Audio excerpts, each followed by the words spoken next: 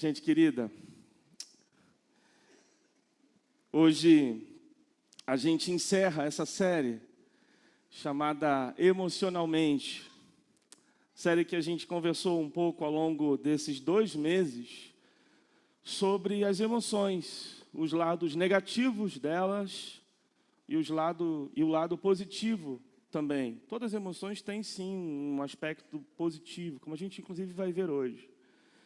E eu quero encerrar esse tema sobre as emoções com essa emoção, ou essas emoções, que são a culpa e a vergonha. Não foi proposital de terminarmos com culpa e vergonha, mas calhou de ser. É um desafio, é um tema extremamente sensível, mas eu creio que Deus vai nos conduzir nessa manhã e sairemos edificados daqui.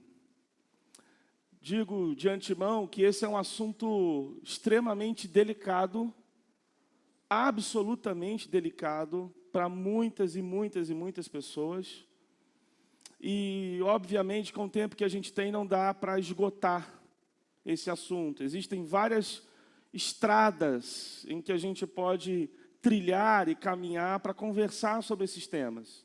Mas aqui a gente vai falar apenas de uma delas, ou 2 delas, e de maneira muito sucinta. Mas eu creio que o Evangelho tem suficiência para auxiliar em todas as estradas desses assuntos. A culpa é um sentimento que todo mundo experimenta em algum momento da vida. É um peso que pode oprimir, que pode afetar a relação da gente com Deus, da gente com outras pessoas e até da gente com a gente mesmo. Eu lembro de um período em que eu senti profundamente um peso, um sentimento de culpa muito, mas muito severo, muito pesado, muito ruim para mim. E era tão intenso que esse sentimento acabou me afastando de Deus, me fez questionar Deus, me fez questionar a minha identidade de filho de Deus, me fez questionar pessoas. Foi difícil. E como acontece com muita gente, eu experimentei a dor da culpa. Aquele sentimento que parece que não vai embora nunca. Parece que tem alguma coisa apertando você por dentro, sabe? E eu queria muito achar uma saída para isso. Não temos tempo de detalhar o que aconteceu, mas foi uma situação muito ruim. Então, é um sentimento natural, todo mundo passa por ele. E eu acredito que você já deve ter experimentado a culpa em alguma dimensão.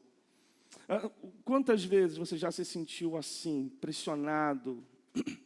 Quantas vezes você já se sentiu apertado por dentro por causa de alguma culpa? A culpa pode aparecer quando a gente encara nossas falhas, quando a gente encara as nossas imperfeições, e a pergunta que fica é, então, como que a gente pode lidar com a culpa de um jeito saudável, de um jeito correto, inclusive, e melhor, como que Jesus, como que o Evangelho nos ajuda e nos capacita a lidar e, quem sabe, a vencer a culpa. Como eu disse, é uma emoção que todo mundo passa. Em algum momento da vida, em alguma dose, você vai se sentir culpado. Não tem como a gente escapar. É normal a gente se sentir inadequado, a gente se sentir falho, seja diante de Deus, diante das expectativas das pessoas, e isso vai pressionando a gente. Em síntese, até certo ponto, é possível a gente dizer que culpa é igual a eu fiz algo de errado. Culpa é aquele sentimento que nasce, que vem de uma ação que você sabe que você fez algo de errado. Em síntese, em primeira instância, culpa nasce daqui.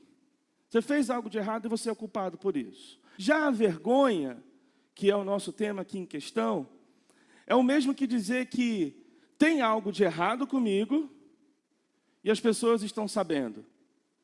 Você pode acompanhar comigo na projeção? Ok? Obrigado, Manu. Então, é mais ou menos isso. Em síntese, esse resumo é importante para a gente caminhar com a nossa conversa hoje. Eu vou repetir. Culpa tem algo errado comigo. Eu fiz algo errado. E eu sou culpado pelo que eu fiz. A vergonha, por outro lado, tem algo de errado comigo e todo mundo está sabendo. E eu não tenho como esconder isso. E muitas vezes a culpa vira vergonha, que ainda, por vezes, é mais pesada ainda. E faz a gente acreditar que a gente não é digno de amor, que a gente não é digno de aceitação. E esse ciclo vai espremendo a gente. Parece que ele não tem fim. Mas existe uma saída. Existe uma saída. É claro, como eu disse no início, esse assunto é um assunto muito extenso, é muito delicado, é sensível, ele é muito ramificado. Então, por mais que a gente não consiga tratar todas as esferas de culpa, eu quero falar para vocês sobre algumas possíveis culpas. Como elas podem se apresentar ao longo do dia a dia, ao longo da nossa vida. Por exemplo, existe em primeiro lugar a culpa moral e a culpa legal, que é essa que é mais comum, como eu comecei falando. Que ela tem relação com esse sentimento de que alguma coisa deu errado e eu sou culpado por isso. É a culpa moral, que vai contra os valores da ética, contra a lei. Por exemplo, você traiu a confiança de um amigo ou você ser condenado por um roubo. Se você traiu a confiança, você é um traidor. Então, você é o culpado de ter traído um amigo. Se você roubou algo que não era... Ou melhor, se você pegou algo que não era seu, você roubou. Então, você é um ladrão e é culpado por ter roubado. É muito simples. Então, é uma culpa até de uma dimensão forense. Existe também a culpa psicológica. A culpa psicológica e relacional. Que é um conflito interno que surge na gente quando a gente não supre as expectativas que a gente coloca para a gente mesmo. A culpa que surge também quando a gente fere ou quando a gente abandona pessoas que são muito importantes para a gente. Não sai da nossa cabeça esse sentimento de culpa por isso. Por exemplo, você às vezes se sente culpado por não emagrecer. Ou pelo menos por não engordar. Já se sentiu assim, como eu? Eu acho que os pesos, nesse tempo que eu tirei de recesso, de folga, eu acho que alguns quilos que o pastor Demi tem perdido vieram para mim. Então, tem a culpa de você não emagrecer ou pelo menos não engordar. E quando você engorda, você fala, não precisava ter comido esse caldeirão de macarrão. E você se sente culpado por isso. Então, você não vai emagrecer, nem vai manter um peso e vai engordar. Às vezes, você se sente culpa por não agradar os seus pais como você gostaria de agradar. Às vezes bate aquela culpa por você não ser o pai que você gostaria de ser. Sabe aquele sentimento? Se eu tivesse feito isso quando ele era pequeno. Aí bate aquela bad, aquela culpa de que você poderia ter feito um pouco mais. Às vezes você se sente culpado por falar de supetão. Falei, pronto. Aí você fere quem você ama. Aí já foi. A palavra não volta mais, já foi. Essa culpa mexe com a nossa cabeça, com as nossas relações. É um efeito disso. Existe também aquela culpa coletiva, ou a culpa cultural, que nasce quando a gente sente, numa certa medida, ações de alguns membros, de algumas pessoas que agem de forma errada, e elas comprometem um grupo. Por exemplo, uma pessoa que fala em nome da igreja, aquilo que a igreja não acredita, aquilo que a igreja, aliás, vai até contra, e ela chega lá, fala tudo que ela tem que falar, mas você se sente culpado porque você enviou aquela pessoa e, no fim de contas, ela está falando coisa que não tem nada a ver com o grupo. Você fala, puxa, mas por que eu enviei essa pessoa lá? Se sente culpado por ter enviado aquela pessoa lá. Ela abalou tudo que tinha a ver com os princípios daquela igreja, ou daquela organização, da cultura daquele povo. Então, a culpa é sua por ter enviado aquela pessoa lá para falar em nome do seu grupo. Existe também a culpa existencial, muito comum também. E vicariante, culpa existencial e vicariante, que é aquela angústia em relação à culpa, né? Que tem a ver com o sentido da vida, ou a culpa que a gente sente pelas ações de outras pessoas também. Tem uma diferença do que eu falei anterior. Às vezes a gente se sente pequeno por a gente não estar fazendo o suficiente pelo mundo. Por que eu estou aqui? Da onde eu vim? Eu não presto, eu não faço nada de bom, o que eu faço não é suficiente. Então bate uma culpa pela insuficiência.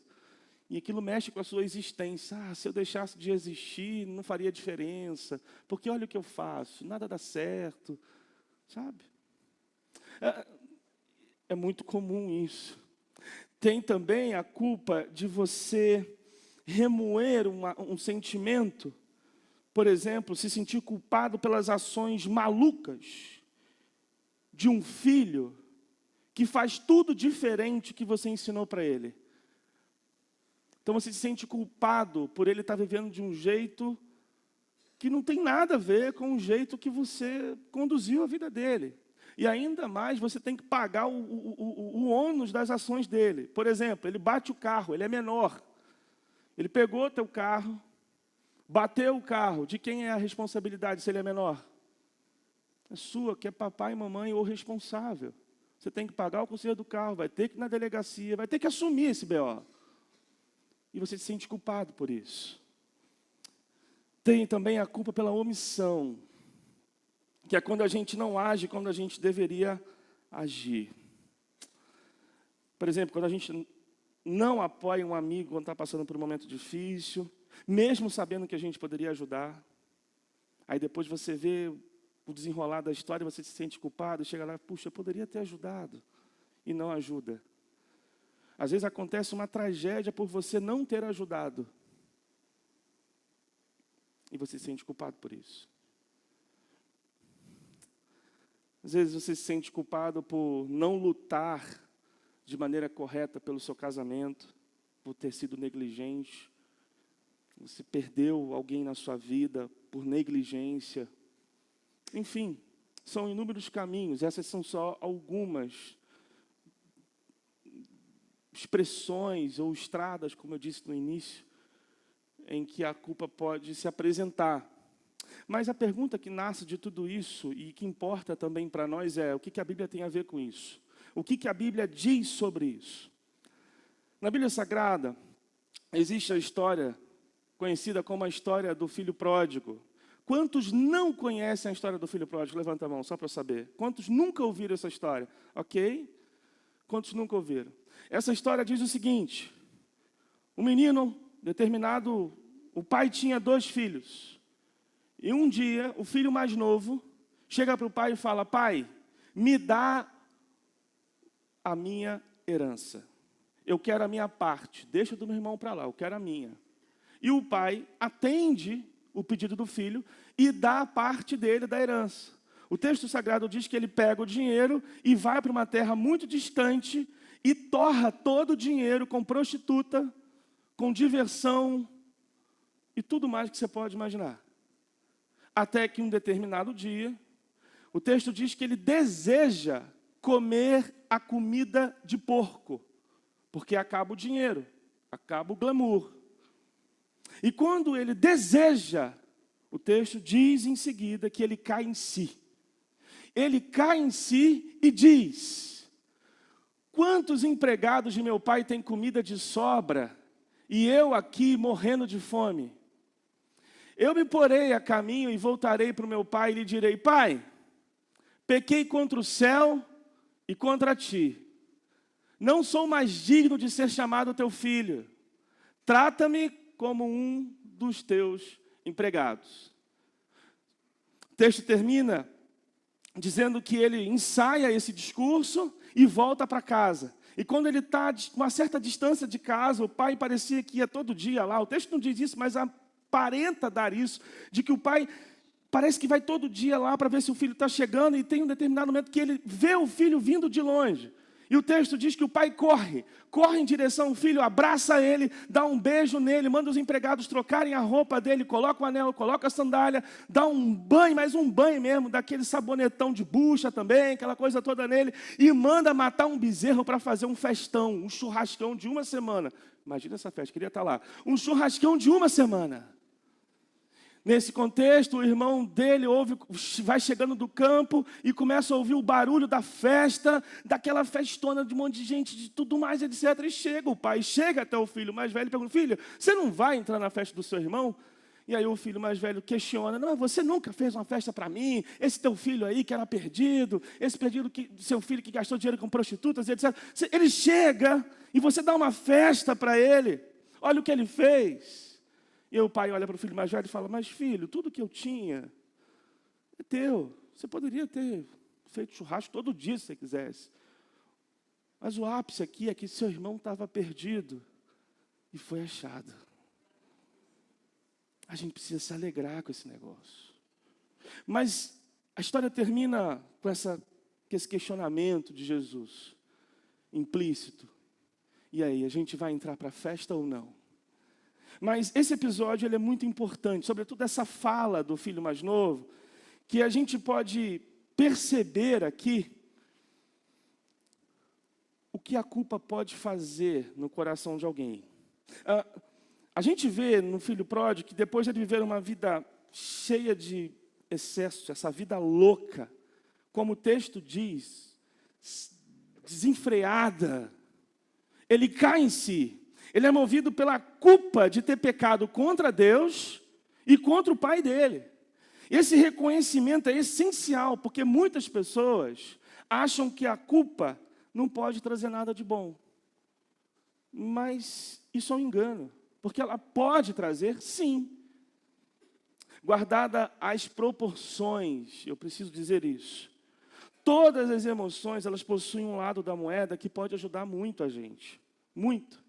Nesse caso do filho pródigo, essa culpa moral por ter ofendido seu pai foi essencial para ele refletir, para ele se arrepender e voltar para casa. Esse sentimento de ter falhado, de ter dado mole, foi muito importante para ele cair em si e dizer: eu pequei. Então, isso vai além. Ele não se arrepende apenas. Ele se prepara para confessar a culpa.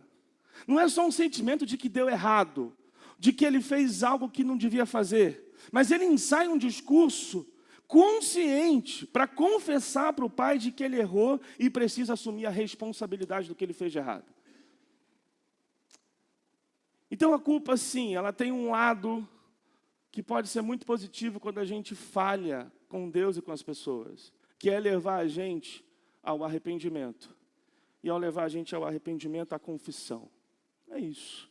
Isso é muito importante para que todos nós saibamos quando a gente se sente culpado por algo de errado que a gente fez. E em Jesus, a gente encontra a resposta e solução para os sentimentos de culpa. Quando Jesus conta essa parábola, ele mostra que a relação do pai com o filho simboliza a relação de Deus com a gente. Assim como o pai recebeu o filho com amor, com perdão, Deus também acolhe a gente de braços abertos com amor e perdão. Essa é a mensagem central da graça. Não importa o quão longe, não importa o tamanho da loucura ou da burrada que a gente faça na vida, a gente sempre pode voltar para casa e ser recebido por Deus. Sempre. A história do filho pródigo é uma imagem muito, mas muito poderosa do que a gente chama de amor incondicional de Deus. Leva isso para casa, leva isso com você.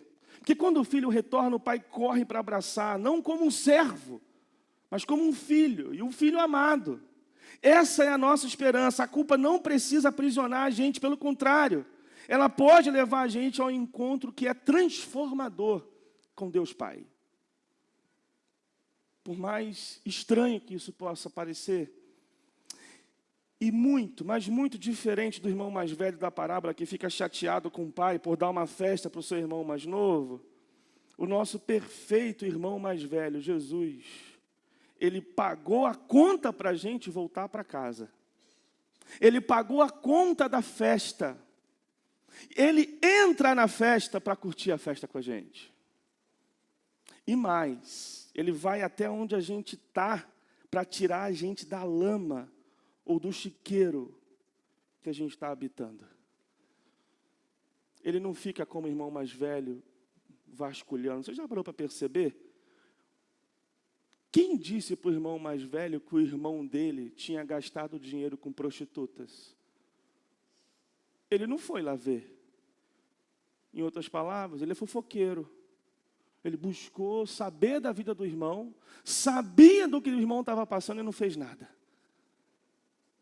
Chegou para ele que ele tinha uma vida torta, que o irmão dele estava mal. E ele não fez nada. Mas o nosso verdadeiro e perfeito irmão mais velho não só paga a conta da nossa festa, entra na festa, mas antes vai buscar a gente na lama. Esse é Jesus, que sabe, conhece todos os culpados e não fica inerte ao culpado. Ele se encarna e faz homem para resgatar você. Ele sabe o que você está passando. E não é só de ouvir, é de ver e de sentir. Porque o texto bíblico diz que ele recebeu as nossas culpas. E Deus o esmagou por causa dos nossos pecados. Então ele sabe o que é sofrer. Mesmo não sendo culpado, ter sido tornado culpado em nosso lugar. Esse é Jesus. Então, isso é muito importante para que a gente entenda o poder ou a oportunidade que a culpa pode ter na nossa vida, que é levar a gente ao encontro transformador com Jesus, por meio da nossa confissão, do nosso arrependimento. Mas para entender melhor ainda a culpa, é importante a gente ver uma diferença entre a culpa real e a culpa falsa. E também a vergonha. Existe a diferença desses três que é importante para o nosso tema hoje. Veja, a culpa real, ela nasce de maneira, como eu já disse até agora há pouco tempo. Cometemos um erro grave. Cometemos uma falha. Não importa, eu sou culpado. Se eu falhei, eu sou culpado. Se eu cometi um erro, eu sou culpado desse erro. Ponto. Não tem discussão. Ela é real. E para a culpa real, o melhor remédio é a confissão e o arrependimento. Se você errou com alguém, com Deus, e seja com quem for, o melhor remédio é você confessar isso e se arrepender. O melhor remédio para tratar essa culpa. Mas também tem a culpa falsa. A culpa falsa é um sentimento de que a gente fez algo de errado, mas lá no fundo a gente sabe que não fez. Já aconteceu isso com você? Comigo já. Você honestamente sabe de que você não é culpado por aquilo que aconteceu. Por exemplo, você não é culpado pelo seu filho andar na vida louca. Por quê? Porque você sabe que o que ele precisava saber de certo, ele sabe. Você não sabe disso? Você não sabe que todas as vezes que ele fez alguma burrada na vida, você chegou para ele, filho, não, está errado. Você não fez isso? Pois bem, as atitudes dele são atitudes dele. Eu sei, é sensível isso. Eu não quero ser insensível. Por isso que está entre aspas ali. É uma culpa falsa porque, no fundo, ela não existe. Mas eu sei que você sente isso. Eu sinto isso. Por exemplo, você sente isso quando, às vezes, você foi mandado embora do trabalho. Mas por que você foi mandado embora? Você nem sabe por que direito. Porque você sabe que você fez certo. Aliás, talvez você foi honesto. E o seu patrão não gostou da sua honestidade. E isso prejudicou a empresa, porque você tinha que dar um jeitinho brasileiro e você não deu. Aí ele te mandou embora. Só que lá no fundo você se sente culpado porque você foi mandado embora. É aquela culpa que às vezes a gente não sabe nem explicar, mas você sente, você sabe lá dentro que você não fez nada de errado para ser mandado embora. Ou pelo menos você não fez o que justificaria essa proporção toda de tragédia que está acontecendo com você. Por exemplo, a culpa falsa também pode nascer daquele sentimento de que você não fez nada para as pessoas se afastarem de você. Você sabe. Você fica até confuso, mas por que o fulano não fala comigo? Por que fulano não faz isso comigo? O que aconteceu? Eu não fiz nada. Aí você vasculha. Você realmente e honestamente não encontra nada de errado que você fez com essa pessoa. Ela simplesmente evaporou para longe de você. Torna a dizer, se você fez algo de errado, confessa e resolva esse negócio. Agora, se você não fez, por que se sente culpado por isso? Mas além da culpa real e da culpa falsa, vem a vergonha. Ela vem nesse combo aí. Batata, lanche e refrigerante. Por que eu lembro de comida, eu não sei. Mas eu acho que é uma associação legal quando você vai comprar um combo. Vergonha está ligada com a nossa identidade, sabe? Ela mergulha lá dentro sobre quem a gente é. E ela nasce quando a gente faz algo de errado e as pessoas sabem. Ou quando alguma coisa ou alguém também envergonha a gente. Lá no início eu disse que a vergonha nasce quando tem algo de errado comigo e as pessoas sabem. Mas a vergonha também nasce quando as pessoas nos envergonham. Sabe? Elas nos envergonham por algum motivo. Não necessariamente porque tem alguma coisa de errado com a gente. E quando o filho pródigo ele cai em si, ele não sente só que ele é culpado pelo seu erro, mas ele também sente uma vergonha gigantesca. Sabe por quê? Porque as pessoas sabem o que ele fez. E isso mexe tanto com a sua cabeça que ele acha que não merece nem de ser chamado filho. Olha isso, mexe com a identidade dele. Ele acha que ele não merece ser filho. Mas como ele não merece ser filho? De tanto que isso pode machucar uma pessoa. Essa percepção, essa realidade pode levar a gente para o isolamento, pode levar a gente para o afastamento da verdade de quem a gente é. E na sociedade, culpa e vergonha, elas são meio que amplificadas por esses ideais de perfeição, de sucesso, de estar sempre bem. E muita gente se sente oprimida pela pressão de ser o que as pessoas querem que ela seja. Mexe com a nossa identidade esse negócio, é ou não é? Por exemplo, dizem para a gente de que a gente tem que ser forte, a gente tem que ser simpático, a gente tem que ser bem resolvido, se vestir bem, ter um celular ou um carro legal, ter dinheiro na conta. Se não for isso, não serve. Aliás, você já teve vergonha de estar num lugar com determinadas pessoas por causa do tênis que você usa, do sapato que você usa, da sandália que você usa? Você se sentiu incomodado? Por quê? Da onde está vindo essa vergonha? Se o que você está vestindo é honesto, é fruto do suor do seu trabalho, você não está ferindo ninguém, pelo contrário, sabe? Isso é pressão da sociedade. Então, quanta gente se sente culpado, quanta gente se sente envergonhado por não alcançar essas coisas. Enquanto eu pensava sobre isso, me ocorreu algumas perguntas. Preste atenção aqui. Se você pudesse montar, como se fosse um Frankenstein, mas se você pudesse montar um ser humano para você namorar, se você pudesse montar um ser humano para você casar, se você pudesse montar um filho, e já existe isso acontecendo no mundo, com as possíveis escolhas dos cromossomos. Vocês sabem disso. Você pode montar uma criança. A bioética vai ter muita coisa para resolver daqui a alguns anos. Quer dizer, já tem. Mas se você pudesse montar um filho, você teria o filho ou os filhos que você tem hoje? Se você pudesse construir um marido, aí isso eu acho que teria um monte de marido diferente. Mas uma esposa, então, enfim. Mas se você pudesse montar, você teria a mulher ou o marido que você tem hoje?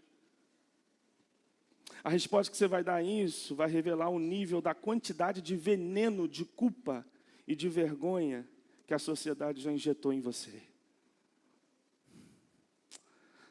Mas a pergunta volta para a gente de novo. O que a Bíblia ensina sobre isso? O que as Escrituras, o que o Evangelho diz sobre isso tudo?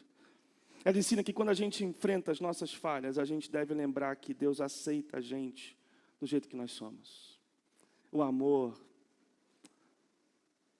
de Deus vai muito, muito, muito além das nossas imperfeições. Aliás, vai infinitamente além do que a gente pode oferecer para Ele. Ele simplesmente aceita porque a gente é filho amado. A gente não precisa ter vergonha de Deus. Diante de Deus, o sentimento de culpa já foi retirado, ou deveria não existir em nós. Porque legalmente falando, nós não temos mais culpa diante de Deus. Jesus pagou a nossa culpa. O que leva a gente para uma outra pergunta. A gente está buscando a aceitação de Deus ou das pessoas? O que importa para a gente? Assim como o filho pródigo, ele descobriu que a verdadeira aceitação, a verdadeira satisfação dele, inclusive estava no amor, estava no acolhimento do Pai. A gente também deve buscar essa aceitação de Jesus. Essa cultura de massa, ela sempre, muitas vezes, empurra a gente para um estilo de vida que não é o que Deus quer para a gente. A nossa convicção deve ser de que a gente já é amado por Deus. E Ele já não condena a gente mais por isso. Preste atenção nisso. Essa verdade liberta a gente da culpa. Eu torno a dizer o que eu digo quase sempre quando eu subo aqui nesse palco. O óbvio e o simples nos liberta. E o óbvio e o simples é saber que nós já somos amados e aceitos por Deus. Isso pode e muda a nossa vida. Mas como que a gente pode aplicar tudo isso na prática? Essa pergunta precisa surgir e as respostas também. Na prática, em primeiro lugar, eu acredito que a gente precisa reconhecer onde a culpa e a vergonha estão machucando, estão perturbando a gente dentro da nossa vida. E uma pergunta que a gente pode fazer para isso é simples. Em que área ou em quais áreas da minha vida eu tenho deixado esses sentimentos de culpa me afastarem de Deus? O Evangelho ensina para a gente que a gente deve levar as nossas lutas, os nossos sentimentos ao Senhor e buscar a graça dEle. É isso que o Evangelho ensina. Mas esse reconhecimento é muito importante. A autoavaliação é muito essencial aqui. Então, tira um tempinho para refletir nessas áreas que a culpa está pegando na sua vida. Seja uma culpa real ou falsa. Dá uma nota de 1 a 10 para cada situação que está acontecendo. E reflete sobre elas. Reflete sobre elas. Busca uma ação sobre isso. Agora, se você é culpado por um erro que você cometeu, aproveita para confessar, pedir perdão para Deus, pedir perdão para as pessoas. Já faz o combo, reflete, faz a lista e resolve. Se é algo que você realmente é culpado, resolve. Isso é poderoso. Quando a gente traz à luz essas falhas que a gente cometeu, a gente começa a curar, a gente começa a restaurar nossa relação com Deus, com as pessoas, até com a gente. O Salmo 51 pode ser um bom recurso para iniciar a sua meditação, essas reflexões. Quando Davi cai em si, confessa seu pecado, é um ótimo texto para você habitar nesse momento de culpa. Escrever também ajuda muito. Já fez esse teste de escrever o que você sente? As ciências da mente dizem que o poder da escrita é muito importante. Aliás, um dos fatores, um dos benefícios da escrita, quando você coloca suas emoções no papel, é organizar mesmo o que você está sentindo. Que pode acontecer de quando você começar a escrever, você começar a pensar, puxa, mas eu não estou sentindo tudo isso. A escrita ajuda. Tem dezenas de benefícios disso. Mas é muito interessante como que o poder do papel, não é bloco de notas, não. É papel, é muito interessante. Então, se você está com algum sentimento, alguma coisa de culpa em você, põe isso no papel. Mas fica só com você? Não. Busca apoio comunitário. Sabe aqueles grupos, aquelas rodas de conversa? Muita gente consegue enfrentar a luta, como a culpa, como a vergonha, quando elas conversam com pessoas que estão sofrendo a mesma coisa que elas. Com certeza, eu acredito que quase todo mundo aqui já tem a experiência de participar de um grupo como esse, ou conhece alguém que foi beneficiado por um grupo como esse, de Alcoólicos Anônimos, por exemplo. Dando um exemplo. Celebrando a recuperação, como se tem aqui no Brasil, em várias igrejas. Pessoas que sentam numa roda, falam dos seus problemas e a escuta do outro e a sua fala contribui muito para você enfrentar a culpa, alguns sentimentos. Isso é importante. Pede perdão para Deus se você cometeu alguma coisa de errado. Mas também aprenda a perdoar a si mesmo. Aprenda a não levar em consideração alguns sentimentos que não deveriam existir. Eu sei, não é fácil, não é assim. Mas sabe, você já fez alguns processos, você já começou a orar, a meditar no Salmo, por exemplo, 51, você escreveu, você está conversando com alguém, você já tem algumas ferramentas para lutar com isso, alguns subsídios para lutar com isso. Então aprenda a se perdoar. Se é uma culpa falsa, vamos encarar isso, porque ela não é verdade, ela não devia estar aí. E aí nasce uma outra pergunta. Que área da sua, da minha vida, que área da nossa vida a gente está experimentando uma culpa e uma vergonha falsa?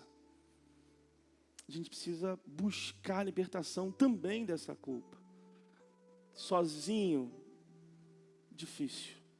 Procura ajuda. Imagina a vergonha que Ana se sentia por ela ser estéril.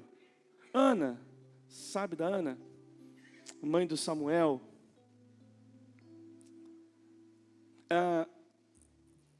Imagina o possível sentimento de dor, de culpa, de vergonha, por ela ser estéril, por ela não dar para o seu marido o que talvez ele queria, por ela não ser ninguém na sociedade, porque ela não poderia ter filhos, logo ela não teria valor.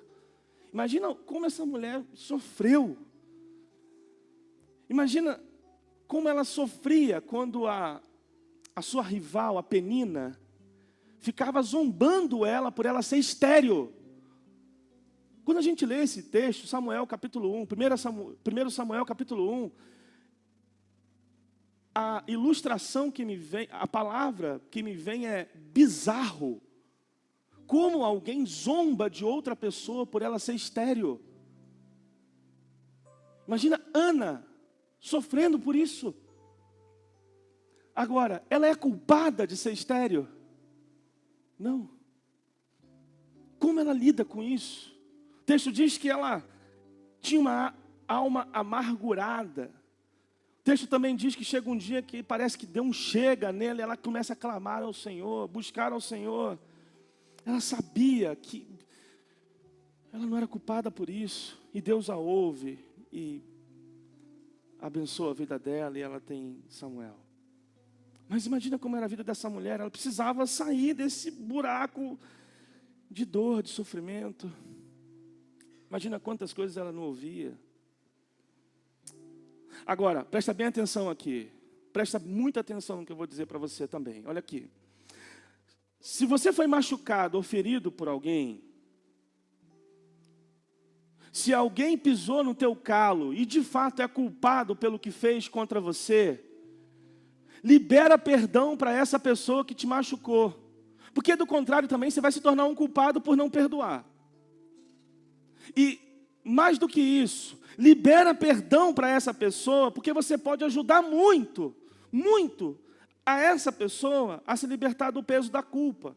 Que talvez ela não está nem conseguindo se libertar disso.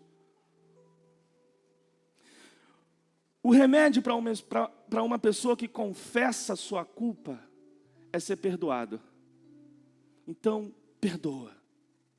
Segue a vida limpa em nome de Jesus.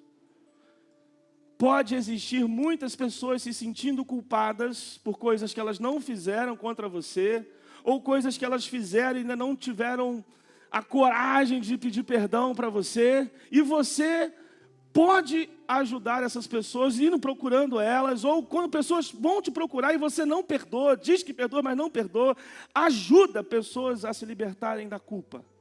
Se você é responsável por isso, você é tão culpado quanto ela. Se eu sou responsável por isso, sou tão culpado quanto quem me ofendeu.